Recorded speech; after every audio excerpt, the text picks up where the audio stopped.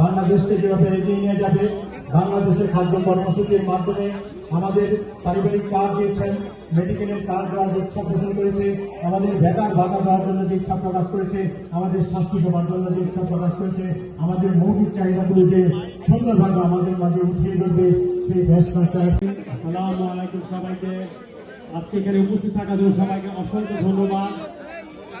আসলে এই এলাকার জন্য আমার বাবা আগে অনেক কাজ করে আসছে, আপনাদেরকে বলতে গেলে আজকে এখানে সময় হবে না। আর আমি আশা করবো যে আগামীতে আবার সুযোগ দিবেন ওনাকে এই এলাকার জন্য কাজ করার। আজকে এখানে যারা আছেন আপনারা তো ভোট দিবেন, আর আমি চাই যে আপনারা সবাই ঘরে ঘরে যান এবং সবাইকে তার বক্তব্যটা পৌঁছে দিয়ে আসেন, কেন ভোট দিবেন, কাকে ভোট দিবেন। এবং ইনশাআল্লাহ আমরা একটা বিজয় নিয়ে আসলে এই দেশে আমরা ভারপ্রাপ্ত চেয়ারম্যান জনাব তারেক রহমানের নেতৃত্বে সুন্দর একটা দেশ গড়ে তুলতে পারবো।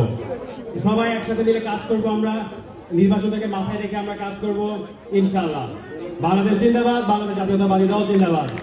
আছেন এই যে লেবাসদারীদের সাথে আমাদের এই নির্বাচন একটা লেবাসদারি যারা বেহেশতের টিকিট বিক্রি করে, বেহেশতের টিকিট কেউ পৃথিবীতে বিক্রি করতে পারে না। এটা মালিককে আল্লাহ। আপনার কর্মের উপর আর আল্লাহর ক্ষমার উপর আপনি বেহেশতে পাবেন, তাই না? এই লেবাসদারীদের দেখলে অনেকের মনটা দুর্বল হয়ে যায়। তারা যে লেবাস ধরে সেই লেবাসের কাজ তারা করে না। বাংলাদেশের স্বাধীনতা যুদ্ধে এই দেশটা জন্মের সময় তারা এটার বিরোধিতা করেছে কিনা? আলসাম রাজাকার তৈরি করেছে। জামাতের 4 জন মন্ত্রী ইয়াইয়ার ক্যাবিনেটে ছিল, তারা 30 লক্ষ মুক্তিযোদ্ধাকে হত্যায় সহযোগিতা করেছে।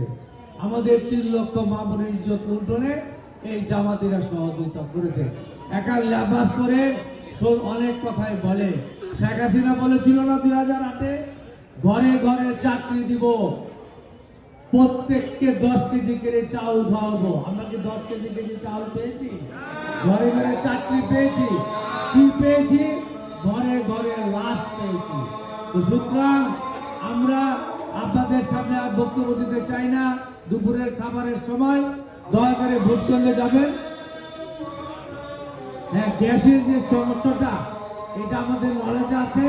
ইনশাআল্লাহ অবৈধ যে লাইনগুলি